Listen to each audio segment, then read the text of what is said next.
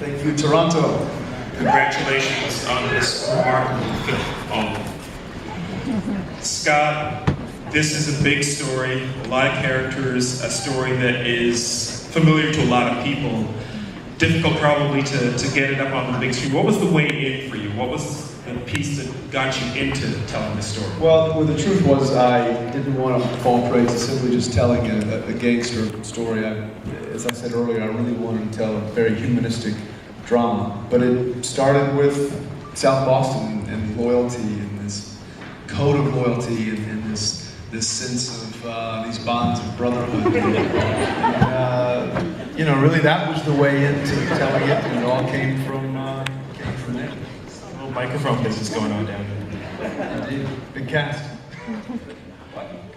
What? It is a terrific.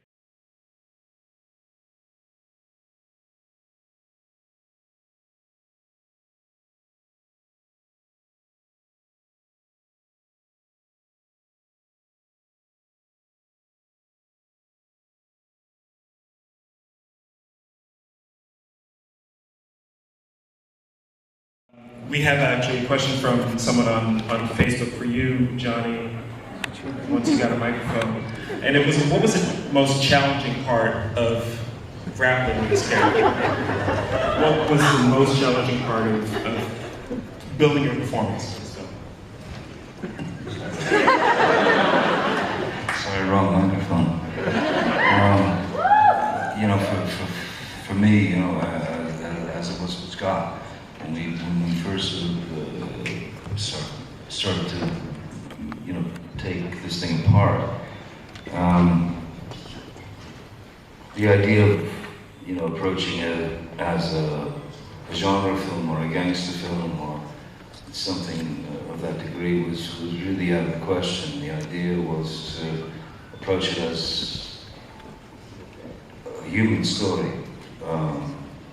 and no matter who is deemed good or bad, no one wakes up in the morning and starts shaving and brushing their teeth and says, I am evil, I am horrible.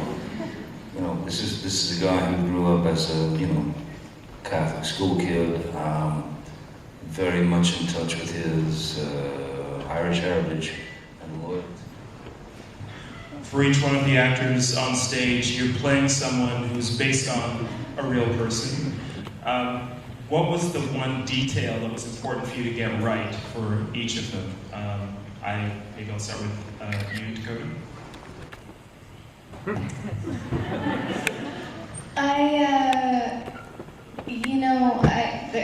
There was Scott and Johnny and I.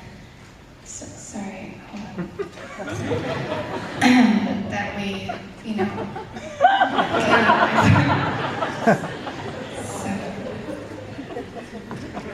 Thank you. Would you like to pass one of those microphones down the line?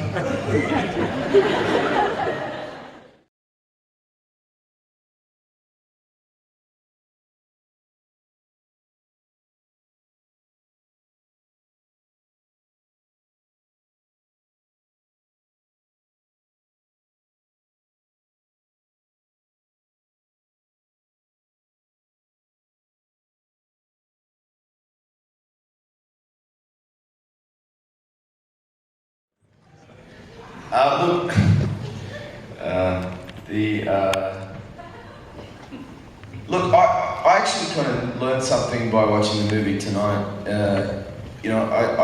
I have a lot of respect for the person that I was playing. I didn't want to meet him because I know that John has a different opinion of the events that unfolded as opposed to the movie that we just saw, the story that we told, and it's a true story, but at the same time, who knows the real truth, and every person that was involved in the story has their own version of the truth, their own point of view on the story. So, what do we know?